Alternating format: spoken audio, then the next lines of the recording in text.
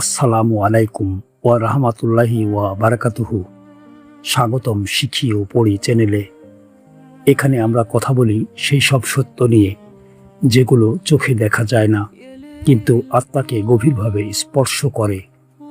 আজকের এই যাত্রা কোনো সাধারণ গল্প নয়, এটা আপনার গল্প, আমার গল্প, আমাদের প্রত্যেক মানুষের গল্প। আজ আমরা খুঁজে দেখব এমন কিছু প্রশ্নের উত্তর যেগুলো হয়তো রাতের নীরবতায় আপনার হৃদয়কে একবার হলেও নাড়া দিয়েছে। আমি আসলে কে? এই পৃথিবীতে আসার আগে আমি কোথায় ছিলাম? মৃত্যুর পর আমার আত্মার কি হবে? চলুন কিছুক্ষণের জন্য চোখ বন্ধ করে ভাবুন, একটা সময় ছিল যখন এই পৃথিবীতে আপনার কোনো অস্তিত্ব ছিল না। না ছিল আপনার নাম, না ছিল কোনো পরিচয়, না ছিল কোনো ব্যথা, না কোনো দুঃখ। তবুও আপনি ছিলেন। হ্যাঁ, আপনি ছিলেন একটি রূহ, একটি আত্মা। সেই রহস্যময় জগতে যাকে বলা হয় আলমে আর ওয়াহ, রূহের জগৎ। এক অদ্ভুত নীরবতা, এক গভীর প্রশান্তি, যেখানে কোটি কোটি আত্মা একসাথে অবস্থান করছিল। না ছিল কোনো কোলাহল, না কোনো বিশৃঙ্খলা, শুধু ছিল একটা অজানা শান্তি। আর ঠিক তখনই ঘটেছিল এমন একটি মুহূর্ত যা আমাদের অস্তিত্বকে চিরদিনের জন্য বদলে দিয়েছিল। আল্লাহ সুবহানাল্লাহু ওয়া তাআলা সমস্ত আত্মাকে একত্রে করলেন। ভাবুন তো, আপনি সেখানে আছেন, আমি আছি, আমাদের পূর্বপুরুষরা আছে, এমনকি ভবিষ্যতে যারা পৃথিবীতে আসবে তারাও সেখানে উপস্থিত। আর তখন আল্লাহ প্রশ্ন করলেন, আলাস্তু বিরাব্বিকুম, আমি কি তোমাদের রব নই? এটা শুধু একটি প্রশ্ন ছিল না, এটা ছিল আত্মার গভীরতম সত্য। আর আমরা সবাই একসাথে উত্তর দিয়েছিলাম, বালা শাহিদানা, হ্যাঁ অবশ্যই আপনি আমাদের রব। সেই উত্তর শুধু মুখের উচ্চারণ ছিল না, এটা ছিল একটি অঙ্গীকার, একটি প্রতিশ্রুতি যে আমরা পৃথিবীতে গিয়ে আমাদের রবকে চিনব, তাকেই ভালোবাসবো, তার পথেই চলব। কিন্তু যখন আমাদের এই দুনিয়ায় পাঠানো হলো, আমাদের সেই স্মৃতি মুছে দেওয়া হলো। কেন জানেন? কারণ এই পৃথিবী একটি পরীক্ষা। যদি আমরা সব কিছু মনে রাখতাম তাহলে ঈমানের কোনো মূল্য থাকতো না, পরীক্ষারও কোনো অর্থ থাকতো না। তাই আল্লাহ আমাদের সেই স্মৃতি ভুলিয়ে দিলেন, কিন্তু পুরোপুরি না।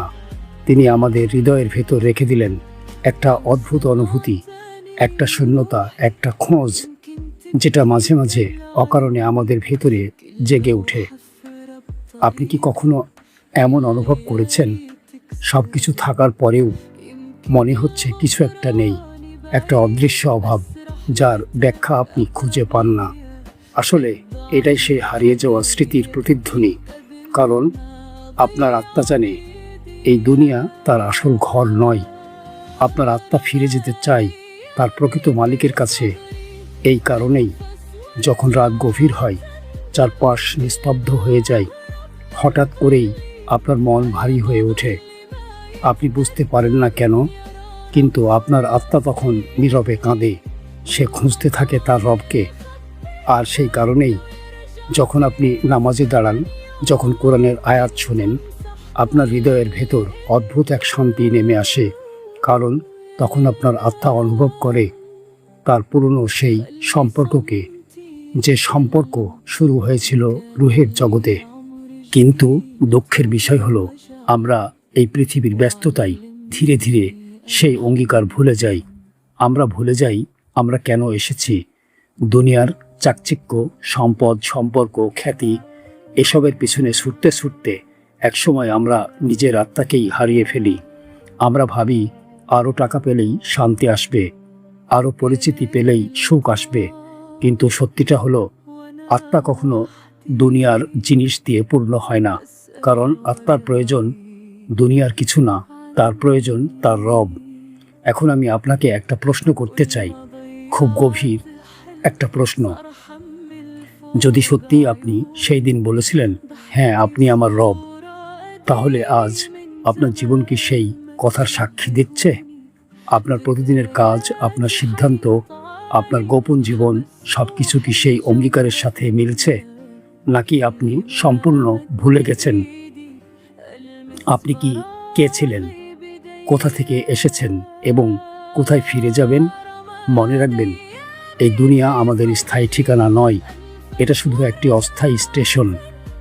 আমরা সবাই এখানে এসেছি খুব অল্প সময়ের জন্য, তারপর আমাদের সবাইকে ফিরে যেতে হবে। কিন্তু ফিরে যাওয়ার আগে আমাদের একটা দায়িত্ব আছে, সেই প্রতিশ্রুতি রক্ষা করা যেটা আমরা রুহের জগতে করেছিলাম। আজ শুধু একটা বিষয় মনে রাখুন, আপনি শুধু এই পৃথিবীর একজন মানুষ নন, আপনি একজন পথিক। আপনার আসল পরিচয় একটি আত্মা, যে একদিন আল্লাহর সামনে দাঁড়িয়ে বলেছিল, আপনি আমার রব। আর একদিন আপনাকে আবার তার কাছেই ফিরে যেতে হবে। আপনি কি কখনো ভেবেছেন মৃত্যুর ঠিক সেই মুহূর্তটা কেমন হবে, যখন ধীরে ধীরে আপনার চোখের সামনে পৃথিবী অন্ধকার হয়ে আসবে? আপনার চারপাশে থাকবে আপনার সবচেয়ে প্রিয় মানুষগুলো। কেউ কাঁদবে, কেউ আপনাকে ডাকবে, কেউ হয়তো আপনার হাত শক্ত করে ধরে রাখবে, কিন্তু আপনি তাদের কোনো উত্তর দিতে পারবেন না, কারণ তখন আপনার আত্মা এই দেহ ছেড়ে চলে যাওয়ার প্রস্তুতি নিচ্ছে। এই মুহূর্তটাই জীবনের সবচেয়ে বাস্তব মুহূর্ত, সবচেয়ে কঠিন মুহূর্ত আর সবচেয়ে নির্ণায়ক মুহূর্ত। হয়তো আপনি সারা জীবন ভেবেছেন এখনো অনেক সময় আছে, আরেকটু পরে বদলাবো, আরেকটু পরে নামাজ শুরু করব। কিন্তু বিশ্বাস করুন, মৃত্যু কখনো সময় নিয়ে আসে না, সে হঠাৎ আসে, এক মুহূর্তে আসে। আর যখন আসে তখন আর কোনো সুযোগ থাকে না। ভাবুন তো, আপনি শুয়ে আছেন, আপনার নিঃশ্বাস ধীরে ধীরে কমে আসছে, চারপাশ ঝাপসা হয়ে যাচ্ছে, আর ঠিক তখনই আপনি এমন কিছু দেখতে শুরু করলেন যা আপনি জীবনে কখনো দেখেননি, ফেরেশতারা। কিন্তু এখানে একটা বিষয় আছে, সব মানুষের জন্য এই দৃশ্য একরকম হবে না। যদি কোনো মানুষ দুনিয়ায় ঈমান নিয়ে বেঁচে থাকে, আল্লাহকে ভালোবাসে, তার পথে চলার চেষ্টা করে, তাহলে তার মৃত্যুর সময় রহমতের ফেরেশতারা আসবে।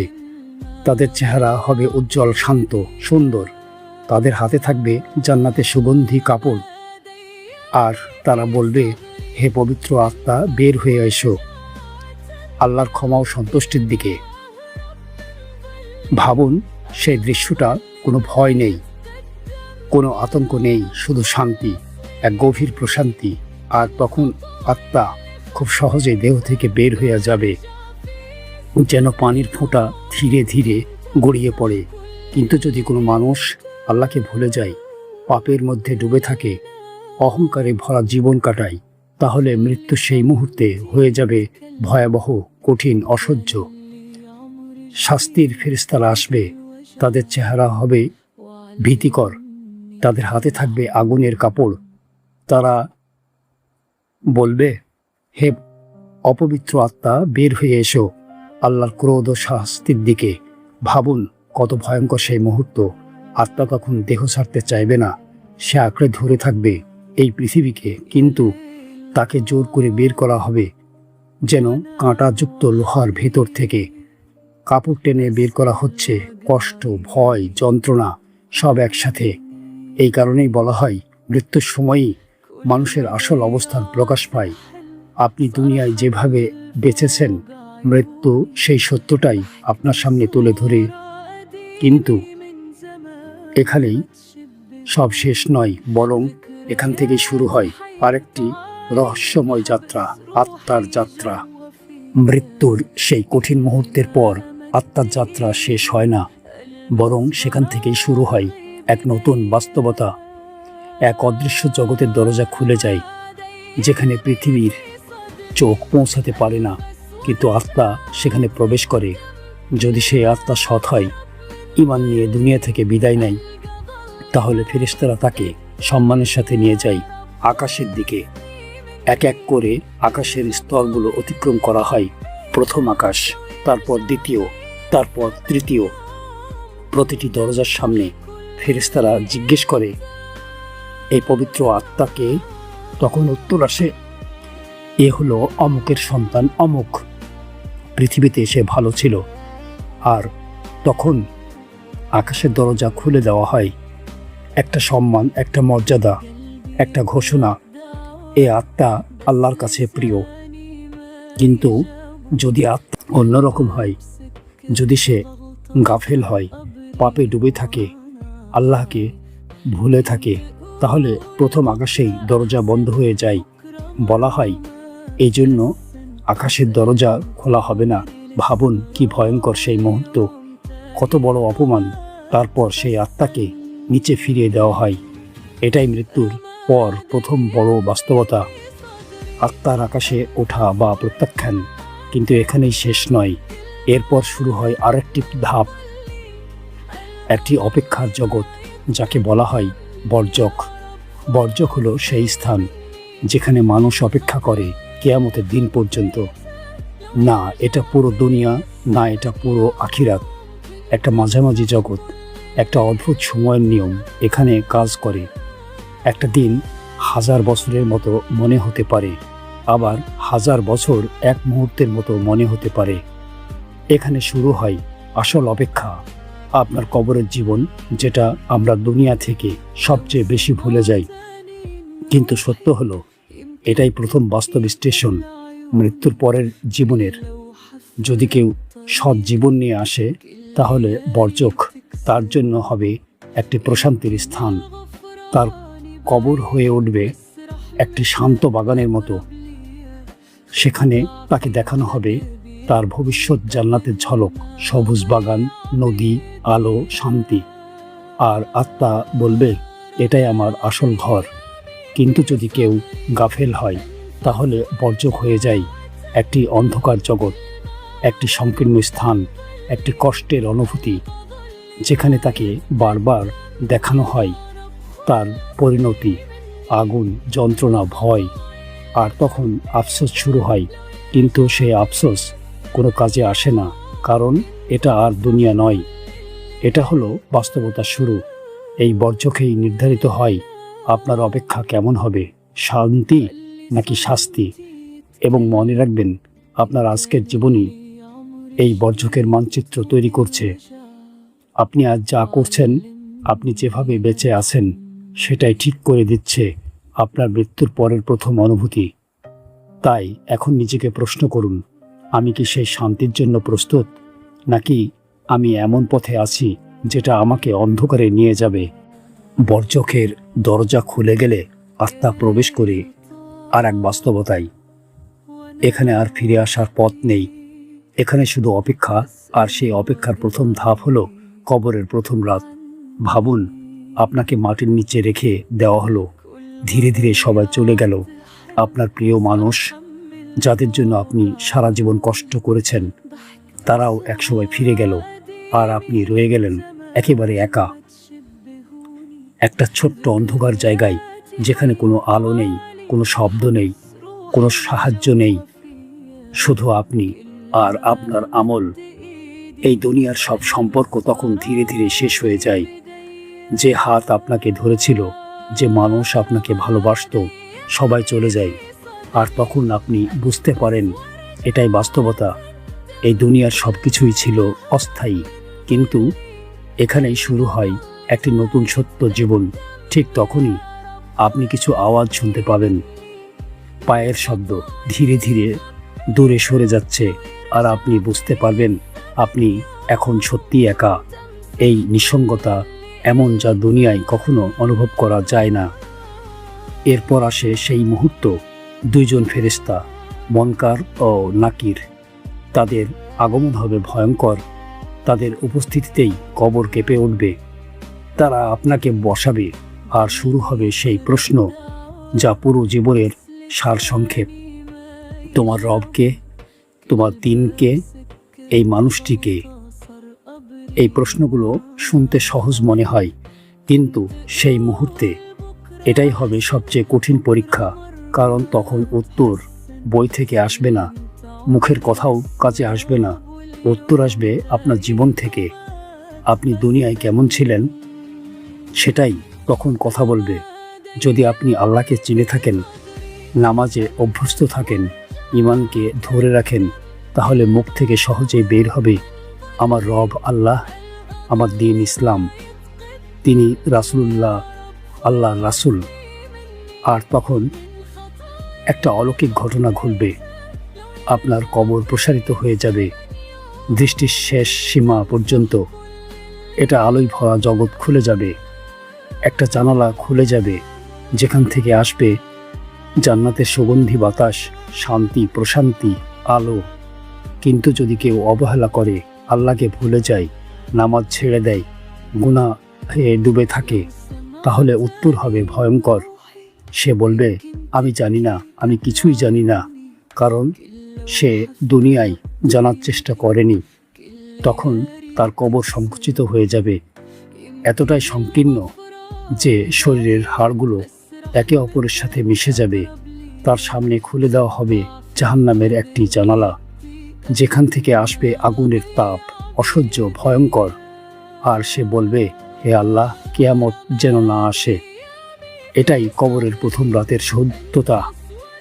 এখানে কেউ কারো সাথে নেই, এখানে শুধু নিজের আমল, ভালো কাজগুলো আসবে শান্ত সঙ্গীর মতো, আর খারাপ কাজগুলো ভয়ঙ্কর রূপ নিয়ে দাঁড়াবে।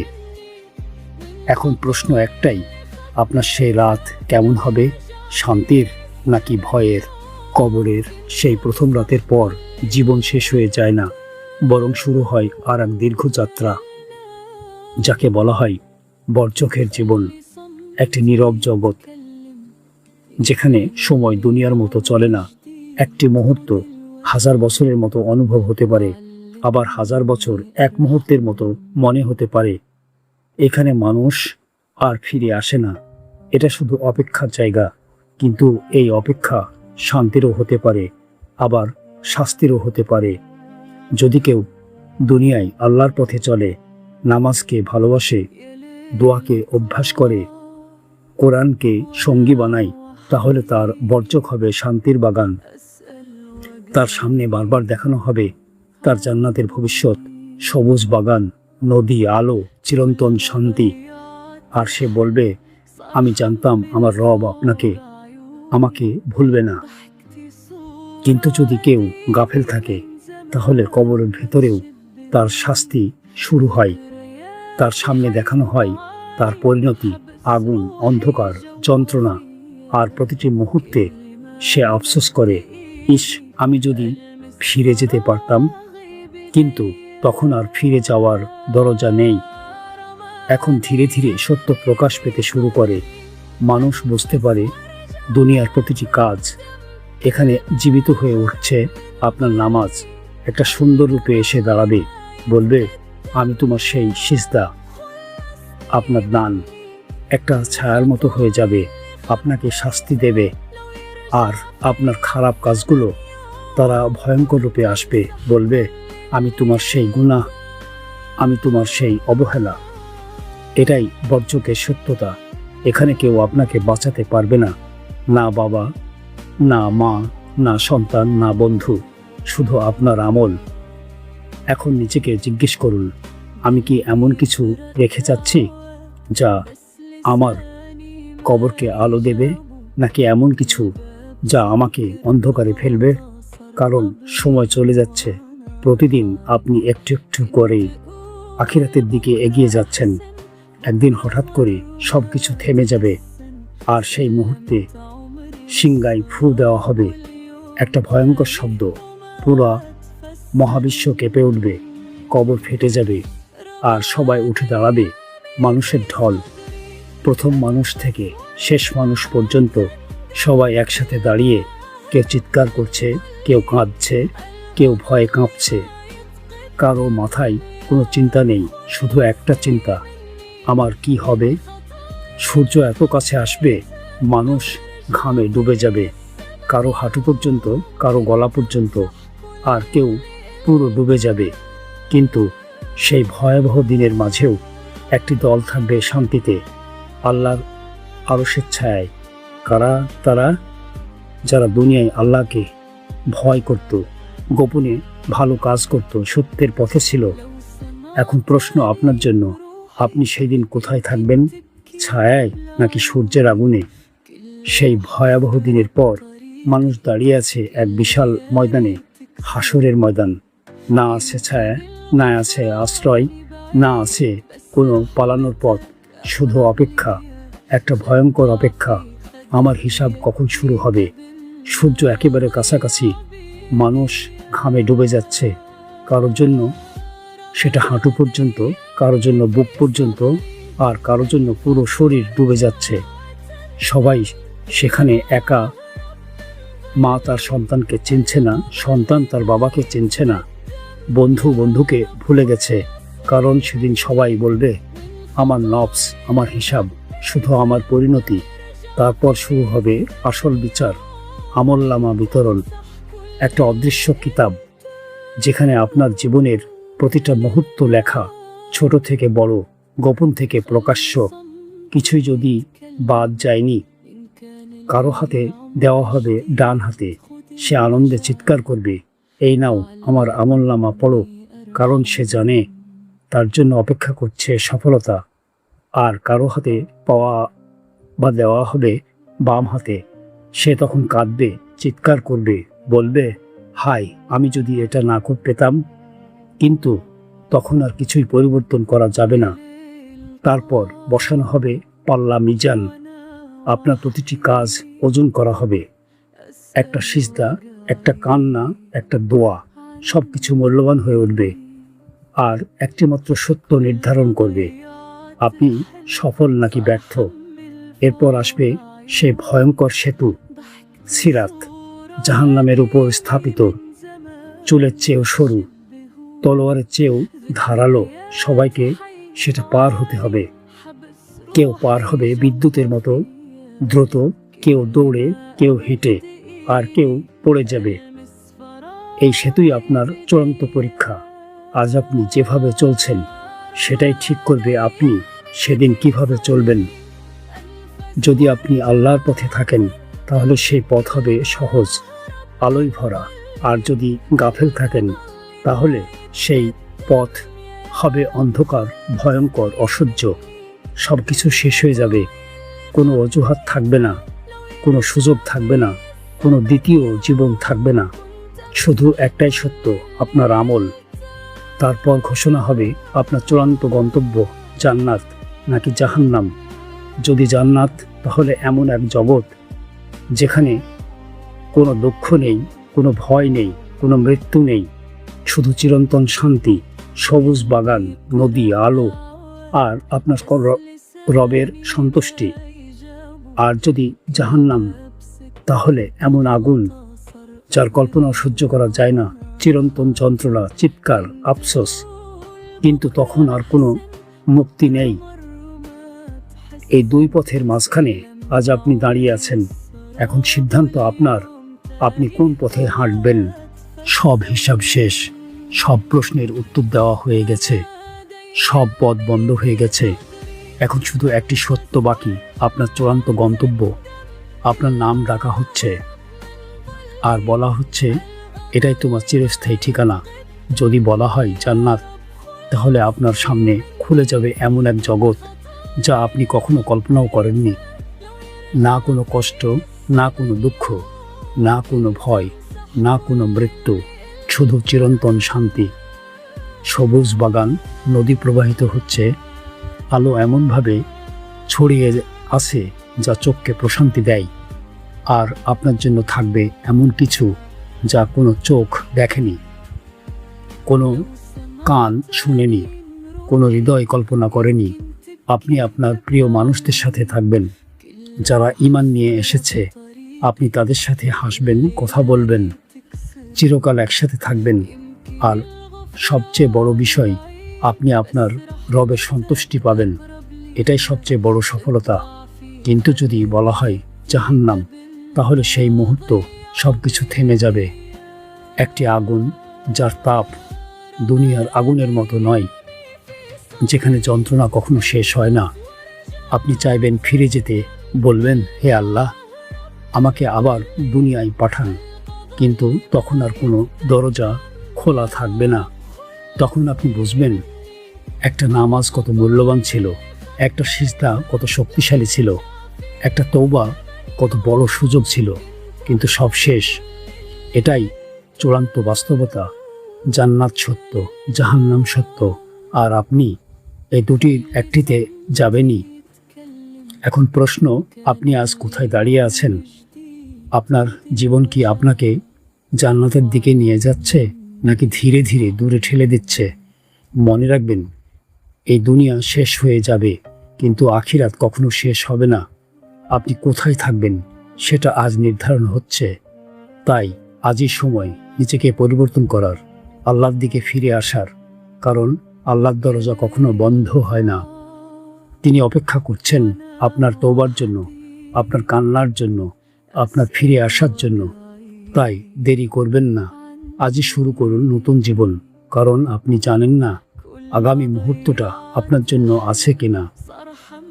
আল্লাহ আমাদের সবাইকে সঠিক পথে চলার তৌফিক দান করুন। আমিন।